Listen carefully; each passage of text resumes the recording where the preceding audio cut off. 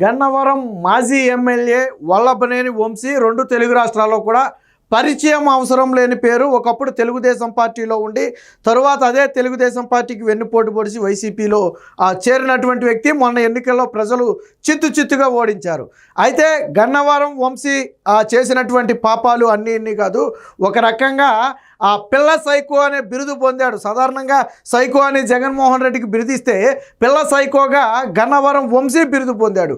అలాంటి వల్లభనేని వంశీని అయితే తాజాగా అరెస్టు చేయడం జరిగింది. ఒక రకంగా ఆ టీడీపీ కార్యకర్తలు, లక్షలాది మంది టీడీపీ కార్యకర్తలు వల్లభనేని వంశీ అరెస్టు కోసమే ఎదురు చూస్తున్నారు. ఎందుకంటే గతంలో వల్లభనేని వంశీ చేసినటువంటి పాపాలు కానివ్వండి, మాట్లాడినటువంటి మాటలు కానివ్వండి ఆ స్థాయిలో ఉన్నాయి. ఇప్పటి వరకు తప్పించుకు తిరిగిన వల్లభనేని వంశీ పాపం ఈరోజు ఉదయమే పండింది. హైదరాబాద్లోని తన నివాసంలో గన్నవరానికి చెందినటువంటి పోలీసులు అయితే అదుపులోకి తీసుకుని ప్రస్తుతానికి ఆ గన్నవరం అయితే తరలిస్తున్నారు. ఇక ఏ కేసులో అరెస్ట్ అయ్యాడు అనే దాని మీద కొంచెం సందిగ్ధత ఉన్నప్పటికీ కూడా ప్రధానంగా అందుతున్న సమాచారం ప్రకారం కిడ్నాప్ కేసులో వల్లభనేని వంశీని అయితే అరెస్టు చేశారు.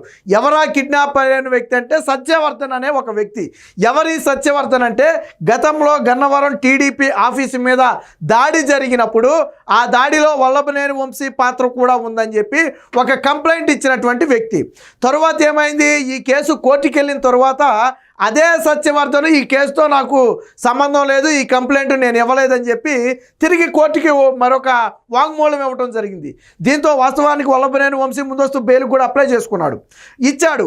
సరే అయిపోయింది. తరువాత మళ్ళీ తాజాగా సత్యవర్ధన్ తల్లి మరొక ఫిర్యాదు ఇచ్చింది. ఏమని, ఈ సత్యవర్ధన్ అనే వ్యక్తిని వల్లభనేని వంశీ మనుషులు కిడ్నాప్ చేసి బెదిరించి భయపెట్టి ఈ కేసుతో నాకు సంబంధం లేదని కోర్టులో చెప్పించారంట. అంటే ఈ కేసు నుంచి బయటపడాలి అంటే ఫిర్యాదు ఇచ్చిన వ్యక్తి వెనక్కి తప్పుకోవాలి, లేకపోతే ఎట్టి పరిస్థితుల్లో మమ్మల్ని వదిలిపెట్టరు. ఆ విషయం తెలుసుకుని ఫిర్యాదు ఇచ్చింది ఎవరు? సత్యవర్ధన్ అనే వ్యక్తి. ఆ వ్యక్తిని కిడ్నాప్ చేసి నిన్ను చంపేస్తాం, నీ కుటుంబాన్ని చంపేస్తామని బెదిరిస్తే తిరిగి కోర్టుకి వెళ్ళి ఏం చెప్పాడు, ఈ కేసుతో నాకు సంబంధం లేదు, నేను ఈ ఫిర్యాదు కావాలని ఇచ్చింది కాదని చెప్పి ఒక వాంగ్మూలం ఇచ్చాడు.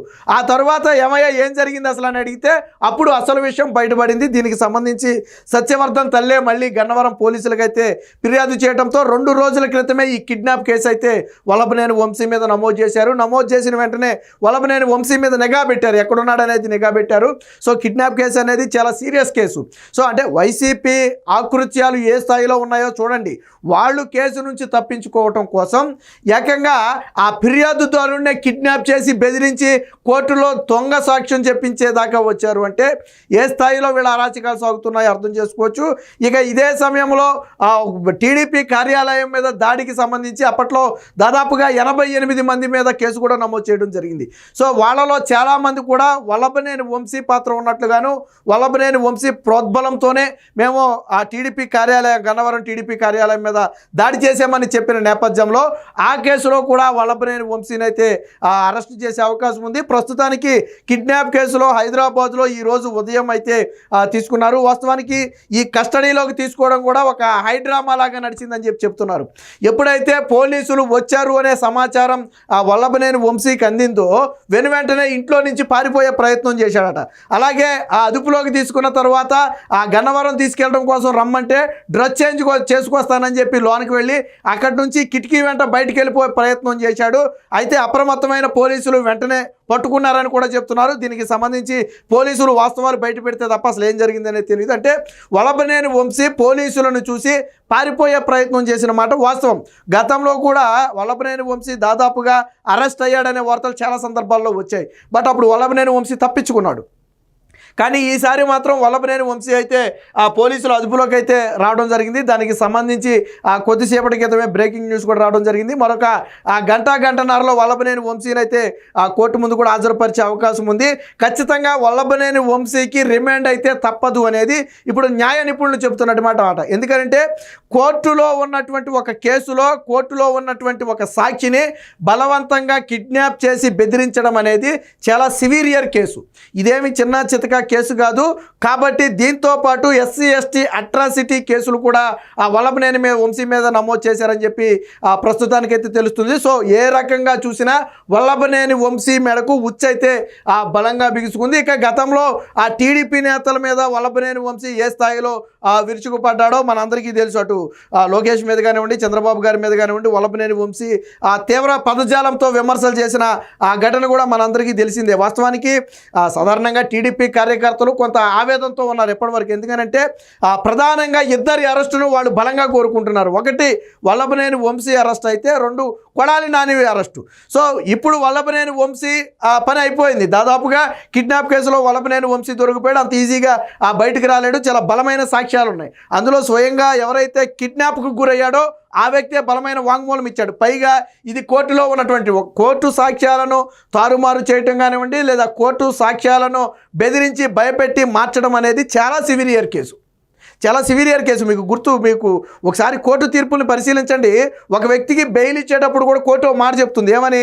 సాక్షులను ప్రభావితం చేయకూడదు, అలాగే ఎట్టి పరిస్థితుల్లోనూ రాష్ట్రం వదిలి దేశం వదిలి వెళ్ళకూడదని చెప్పి కొన్ని షరతులు పెడుతుంది. అలాంటి సాక్షినే ఈరోజు గన్నవరం వంశీ అలియాసు గన్నవరం గోండా బలవంతంగా బెదిరించి సాక్ష్యాన్ని మార్చే ప్రయత్నం చేశారు. ఇది కోర్టు అంత సులువుగా వదిలిపెట్టే అంశం కాదు. దీంతోపాటు ఎస్సీ ఎస్టీ అట్రాసిటీ కేసులు కూడా వల్లభనేని వంశీ మీద నమోదైన నేపథ్యంలో ఖచ్చితంగా వల్లభనేని వంశీకి అయితే రిమాండ్ విధించే అవకాశం ఉంది. ఒకవేళ కోర్టు రిమాండ్కి విధిస్తే వైద్య పరీక్షల అనంతరం జైలుకి అయితే తరలించే అవకాశం ఉంది. అయితే రిమాండ్ విధించిన తర్వాత, అంటే జ్యుడిషియల్ రిమాండ్ విధించిన తర్వాత మళ్ళీ పోలీసులు వాళ్ళ ఇంట్రాగేషన్కి పర్మిషన్తో అనుమతితో తీసుకునే అవకాశం అయితే ఉంది. ఈ విషయం దీంతో పాటు గన్నవరంలో జరిగినటువంటి అనేక భూ ఆక్రమణలకు సంబంధించి పలు ఫిర్యాదులు గన్నవరం పోలీస్ స్టేషన్లో ఉన్నాయి. ఆ రోజుల్లో దానికి వైసీపీ ఎమ్మెల్యేగా ఉన్నటువంటి వల్లభనేని వంశీ ప్రధాన సూత్రధాడు, పాత్రధాడు అనేది ప్రధానంగా ఉంది. ఆల్రెడీ అక్కడ ఇసుక తవ్వకాలకి సంబంధించి కానివ్వండి, లేదా గ్రావెల్ తవ్వకాలకి సంబంధించి కానివ్వండి, ఆల్రెడీ విజిలెన్స్ విచారణ కూడా జరిగింది. దానిలో ప్రధానంగా దోషిగా ఉన్నది వల్లభనేని వంశీ అండ్ అనుచరులు అనే విషయం ఆల్రెడీ విజిలెన్స్ అధికారులు ఇప్పటికే తేల్చారు. సో దీనికి సంబంధించి కూడా వల్లభనేని వంశీ మెడకైతే బలంగా కేసు చుట్టుకుంటుంది. కిడ్నాప్ కేసు నుంచి బయటపడే లోపు ఈ అక్రమ ఇసుక గ్రావెల్ కేసు అయితే వల్లభనేని వంశీ మెడకు చుట్టుకుంటుంది. దాని నుంచి బయటపడే లోపు టీడీపీ కార్యాలయం మీద దాడి కేసు. మొత్తానికి వల్లభనేని వంశీకి అయితే బలంగా ఉచ్చు బిగించినట్టుగా అయితే తెలుస్తుంది. దాదాపుగా కూటమి ప్రభుత్వం వచ్చిన 8 నెలల తరువాత వల్లభనేని వంశీ పాపం అయితే పండింది. ఇప్పుడు గన్నవరం ప్రజలందరూ కూడా పండుగ చేసుకునే పరిస్థితి. ఎందుకంటే వల్లభనేని వంశీ ఆ రోజుల్లో చేసినటువంటి అరాచకాలు అలాంటివి. సరే, వల్లభనేని వంశీని ఓటు అనే ఆయుధంతో గన్నవరంలో ఓడించినప్పటికీ కూడా అలాంటి వ్యక్తికి శిక్ష పడకపోతే ప్రజలు కూడా సంతోషంగా ఉండలేరు. ఎప్పుడైతే గన్నవరం వంశీ అరెస్టు జరిగింది అని తెలిసిందో, దీంతో గన్నవరం ప్రజలు కూడా హర్షాతిరేకాలు వ్యక్తం చేస్తున్నారు. గతంలో గన్నవరం వంశీ చేసినటువంటి అరాచకాలను మరొకసారి నెమరు వేసుకునే ప్రయత్నం చేస్తున్నారు. ఏది ఏమైనా మొత్తంగా గన్నవరం వంశీని, వల్లభనేని వంశీని అయితే ప్రస్తుతానికి హైదరాబాద్లో అరెస్ట్ చేసి గన్నవరం అయితే తరలిస్తున్నారు. ఈరోజు సాయంత్రం లోపు, అంటే పోలీసులు కొంతసేపు స్టేషన్లో విచారించిన తర్వాత కొన్ని కీలక ఆధారాలు రాబట్టిన తర్వాత ఈరోజు సాయంత్రానికి లేదా రాత్రి సమయానికి అయితే మెజిస్ట్రేట్ ముందు హాజరుపరిచే అవకాశం ఉంది. రిమాండ్ విధించిన వెంటనే గన్నవరం వంశీని జైలుకి కూడా తరలించే అవకాశం ఉంది. ఎస్సీ ఎస్టీ అట్రాసిటీ కేసుతో పాటు ఇది కిడ్నాప్ కేసు కావటం, అలాగే సాక్షులను